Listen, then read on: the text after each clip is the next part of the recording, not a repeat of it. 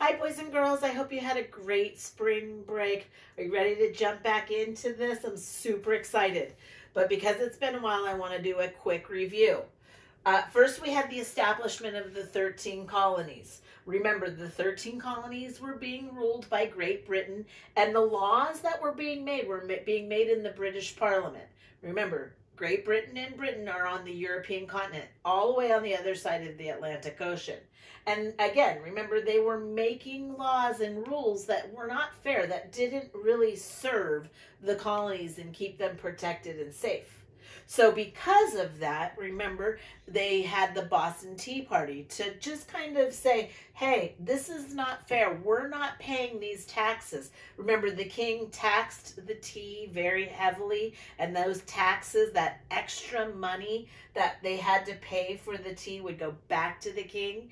And really, boys and girls, it was probably making him pretty wealthy. So the colonists felt like it wasn't fair. And remember, they did it in the middle of the night. They snuck in. They dressed up. Who remembers what they dressed up as? Maybe you can do a picture of this. After this, they had what they called the First Continental Congress. Now, we did this lesson really fast right before the break, so I wanted to slow down. The First Continental Congress was in Philadelphia, boys and girls, and they had this meeting to discuss the Boston Tea Party and what could happen. They knew that they probably were going to anger King George. And so it was a meeting to discuss what they were going to do. And again, this meeting was with representatives from all the 13 colonies. So then, boys and girls, just a few quick review questions. Who was Paul Revere, and why did he ride in the middle of the night? If you can remember that, that'd be awesome. Does anyone remember what if by land, one if by land, and two if by sea? What's the difference between a red coat and a Minuteman? Minutemen, boys and girls. What was the shot heard round the world? And why was Paul Revere's ride so important? I will write these questions, moms and dads, in the lesson, embedded in the lesson.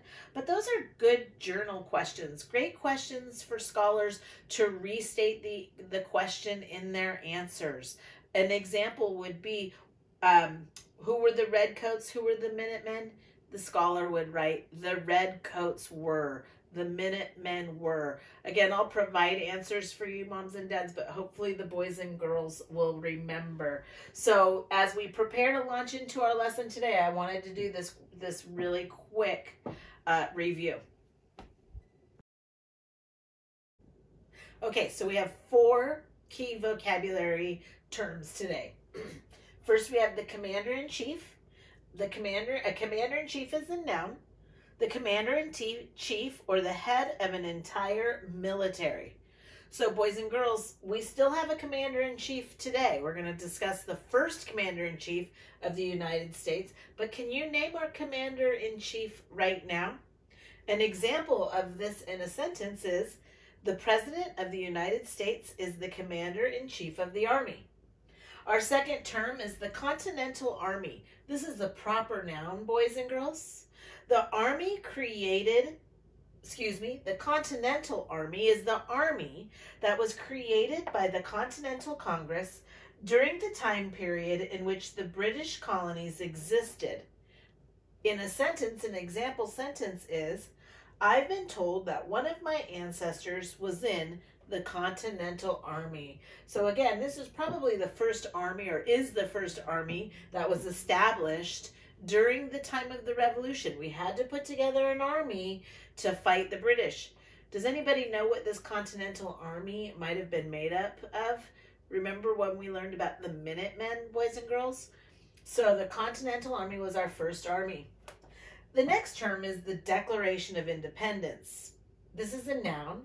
Boys and girls, this is a document that explained why the 13 colonies no longer wanted to be controlled by Great Britain. We're going to look at the Declaration of Independence today, boys and girls, and we're also going to look at the Constitution in a moment. The fourth term is the 4th of July, and many of you probably already know what the 4th of July means.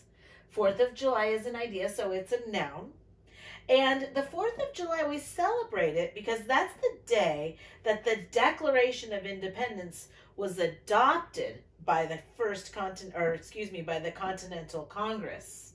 And we're going to be talking about when they adopted the Declaration of Independence in our lesson today. Okay, boys and girls, I wanted to take a moment to stop and review the two documents we're studying. We have already started studying the preamble to the Constitution. We started this at the beginning of the year. Remember, we presented it. And it is we the people of the United States, in order to form a more perfect union, establish justice, ensure domestic tranquility, and provide for the common defense, promote the general welfare, and secure the blessings of liberty to ourselves and our posterity, do ordain and establish this Constitution of the United States of America. I wanted to really look at the two documents so we didn't get confused. The Constitution are the laws of our land. This came after the Declaration of Independence, but it was written by our founding fathers. I believe it was established in about 1787. But before the before the Constitution, we had the Declaration of Independence. This was a letter that was written primarily by Thomas Jefferson. You're going to learn about it as you continue in the lesson. The Declaration of Independence is a statement, or it's a letter, a strong letter that was written to the king. This was the letter, boys and girls, that the colonists wrote to the king, declaring why they wanted to be separate from him and be their own nation. Remember, boys and girls, that our founding fathers, when they signed this, that means that they pledged their lives, their fortunes, and their sacred honor. Because when they put their signature on this document, the king was not going to be happy, because basically, if he did not agree, this was going to become a declaration of war. However, please note, they are not declaring war. They are declaring independence. They want to do it peacefully. It's the king who gets upset. And so then he sends over his troops, and that's when we get to the shot heard around the world. The revolution started once the king responded to this Declaration of Independence. So again, we have two documents we're studying. The Declaration of Independence, which was signed in 1776. The Declaration of Independence that signing was our first 4th of July. That's what we celebrate, is the signing of the Declaration of Independence. The preamble that we are memorizing, that we have memorized, is the beginning part of our Constitution. The Constitution is made up of the Bill of Rights, and then there are many, many amendments. Ooh, I should know how many. I don't right now, but the amendments, and these are the laws of our land, boys and girls. So I wanted to take a moment to define and to tell the difference between those two. Keep working on your preamble. I'm going to send a really fun video. Thank you, Mrs. Aha, for sending that to me, because this is what we are memorizing in the first grade. Also today in the Declaration of Independence study, there's the beginning lines of the Declaration of Independence that could be an extension activity to start memorizing this. I believe in 5th grade, you really, really start to look at the Declaration of Independence. And I want to say you might even memorize it there. I'm not sure. I'd have to check with the 5th grade team. Okay, boys and girls, as we jump into today's lesson's lesson number 4, I just wanted to take you back to the picture of the shot heard around the world. Today, as you're listening to the story, you're going to find out how the colonists tried to solve the problems that were caused by this shot heard around the world. Again, remember, that shot heard around the world was what started the Revolutionary War. And so as I'm reading today, boys and girls, and you're doing the slideshow, I want you to listen for the following answers to the following question. First, who was the representative who went to Great Britain, was very good at arguing, and got the British to remove some of the taxes they put on the colonies? So who was that? The second thing I want you to listen for is, how did the colonists try to solve the problems caused by the shot heard around the world? I'll give you a hint, it's the letter they wrote. 3, what important decisions were made at the Second Continental Congress? We learned there was a first one, what they were going to do after the Boston Tea Party. But after the shot heard around the world, there was a Second Continental Congress. The fourth thing I want you to listen for today, boys and girls, was who was chosen to write the Declaration of Independence, and why did they choose this person?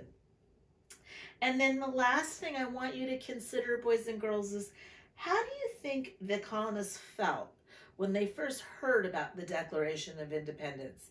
How do you think the founders who signed the Declaration of Independence, how do you think they felt, boys and girls, as you're listening to today's story?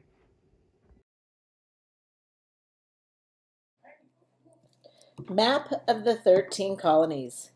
News of the shot heard round the world spread throughout the colonies. Once again, the colonists sent representatives to a meeting in Philadelphia, Pennsylvania, to discuss what had happened and to decide what to do. Do you remember what a representative is? A representative is a person that's elected by each colony, sent to represent them at a meeting. The picture you are looking at is a picture of the Second Continental Congress. The representatives at the Second Continental Congress were divided in their feelings about breaking away from Britain and becoming a completely independent nation. Remember, the word independent means not controlled by others. Remember, the colonies did not want to be controlled by the king from Great Britain. If the colonists became independent from Great Britain, they could decide on things on their own. But several more small battles in the Massachusetts colony convinced them that they needed an army and someone to serve as a commander. George Washington. General George Washington seemed to be the perfect choice to lead the army. He had fought to protect the colonies before, and he knew how the British fought. Dressed in his military uniform at the Continental Congress, he was respected by everyone and was easily elected as the commander-in-chief of the Continental Army. George Washington would be in charge of the army created by the Continental Congress. Remember, the Continental Congress was made up of representatives from the 13 colonies. Washington set off to join troops from across the colonies in Massachusetts, ready to meet the British in battle. Meanwhile, the Continental Congress continued to meet in Philadelphia, Pennsylvania. Among the representatives was a man named Benjamin Franklin. Franklin, who was born in the colony of Massachusetts and then lived in the colony of Pennsylvania, had actually moved to London, England for a few years. He had gone there to speak out in Parliament against the unfair taxing of the American colonies and the fact that the Americans had no say in parliaments. Americans had no official representatives to speak out for them in Parliament, but Franklin went and spoke as their representative. Remember, Parliament is where the English came together to make decisions about their government.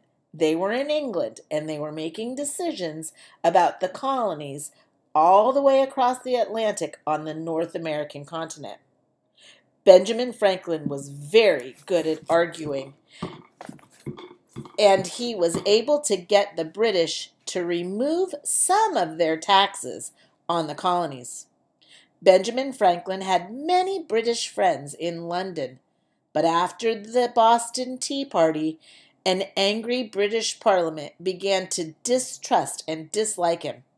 And so in 1775, Franklin decided that it was time to return home arriving back in Philadelphia, Pennsylvania, just in time for this second meeting of the Continental Congress.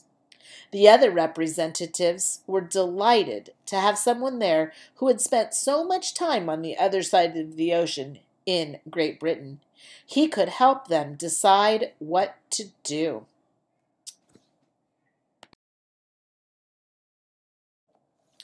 The Second Continental Congress.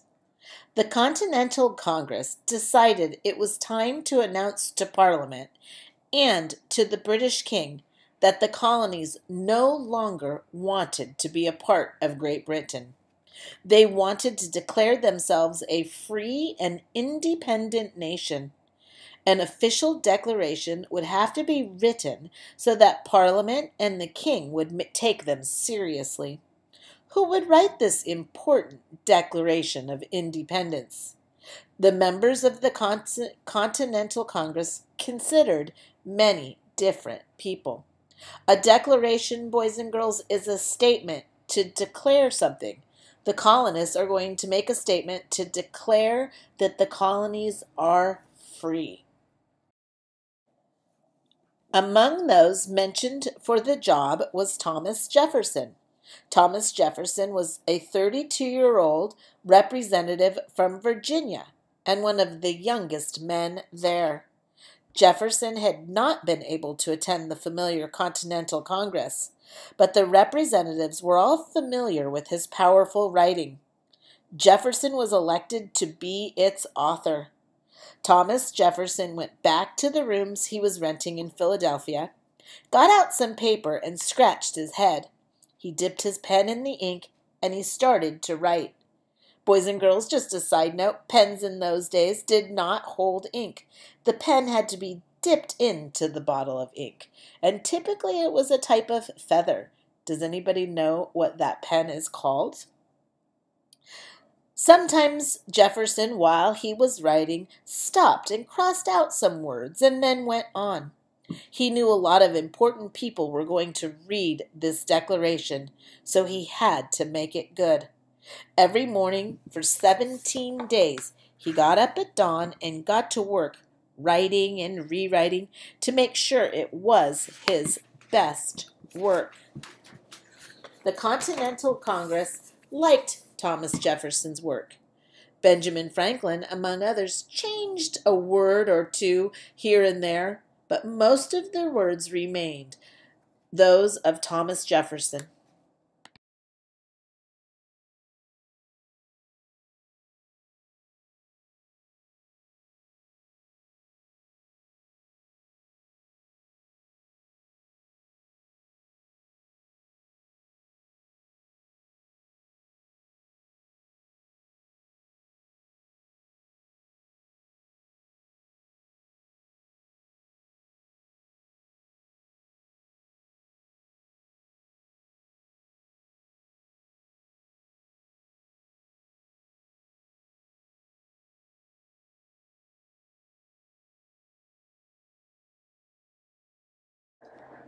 Boys and girls, the image you are looking at now is a picture of the Declaration of Independence. Remember, this was a letter to King George declaring its independence from Great Britain. It is different from the Constitution, which you are studying the preamble to. The Constitution comes later, boys and girls, and those are the laws, but they were also written by some of the founding fathers. So there are two documents that we are studying. First the Constitution and now the Declaration. I just wanted to make sure you understood the Declaration came first. They declared their independence from Great Britain. It was on July 4th, 1776, that the Declaration of Independence was approved by a vote of the Continental Congress. It was sent to a printing shop that very night, and writers headed out across the countryside with copies. In town squares all over the colonies, people gathered to hear Thomas Jefferson's words read aloud. One part is still read today, again and again and again. And again, boys and girls, just like we have memorized the preamble to the Constitution, I believe in the 5th grade, the scholars are memorizing the opening to the Declaration of Independence. The opening of the Declaration of Independence reads like this. And I want you to listen carefully because these are important words, boys and girls, that set up the freedoms that you and I have today. It says this at the opening of the Declaration of Independence, that we hold these truths to be self-evident, that all men are created equal, that they are endowed by their Creator with certain unalienable rights, that among these are life, liberty, and the pursuit of happiness. Those words mean that nobody is born any better than anyone else, and that all people all over the world have equal rights, and that we are all equal in this country, boys and girls.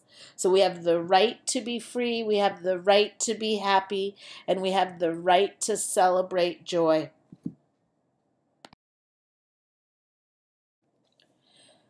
Boys and girls, this image is an image of, I bet you already know, it's a picture of the 4th of July. We celebrate the event of the signing of the Declaration of Independence on the 4th of July every year, and you could call it a birthday for the United States. The 4th of July is now a national holiday to celebrate the Declaration of Independence and declaring freedom from Great Britain.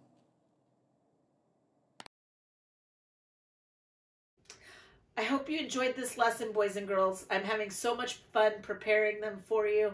It's not the same being in the classroom. We always have such lively discussions around the idea of the colonists and what they had to sacrifice to have our country be the country it is today.